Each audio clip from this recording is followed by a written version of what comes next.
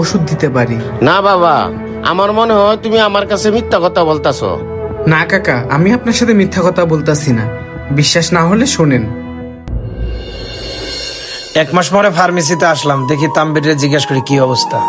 এই তাম্বির, কেমন আছো? জি স্যার, আলহামদুলিল্লাহ। আপনি কেমন আছেন? হ্যাঁ, ভালো আছি। তোমার ফার্মেসি কেমন চলতেছে? জি আলহামদুলিল্লাহ। টাকার কতগুলো আছে?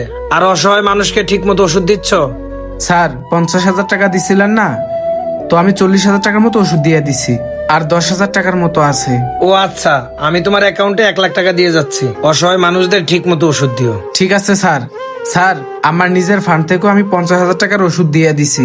সত্যি কথা বলতে স্যার, মানুষকে সহযোগিতা করলে নিজের কাছে খুব ভালো লাগে, আর আল্লাহ ব্যবসাও বরকত দেয়। হ্যাঁ তাম্বির, আমার ডক্টর লাইফে এভাবে মানুষকে সাহায্য করে আমি আল্লাহর রহমতে খুব ভালো আছি। ঠিক আছে, তুমি বেচা কিনা করো, আমি বাইরে যাই তোমার অ্যাকাউন্টে 1 লাখ টাকা পাঠাই দিই। আর অসহায় মানুষ আসলে ঠিক মতো ওষুধ দিও। ভালো আচ্ছা থাকো। ঠিক আছে স্যার।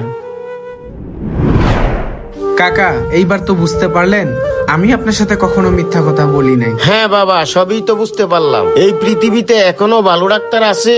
বর্তমান সময়ে তো ডাক্তাররা ভিজিট ছাড়া রুগী দেখে না, আর সেই জায়গায় একজন এমবিবিএস ডাক্তার এইভাবে মানুষকে সহযোগিতা করে। হ্যাঁ কাকা, দোয়া করবেন আমাদের জন্য, আর ওই ডাক্তার জন্যও দোয়া করবেন। আচ্ছা, আপনি ওষুধের 100 টাকা দেন।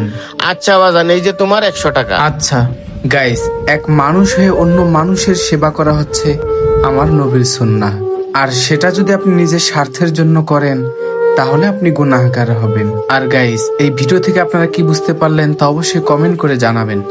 Thank you so much.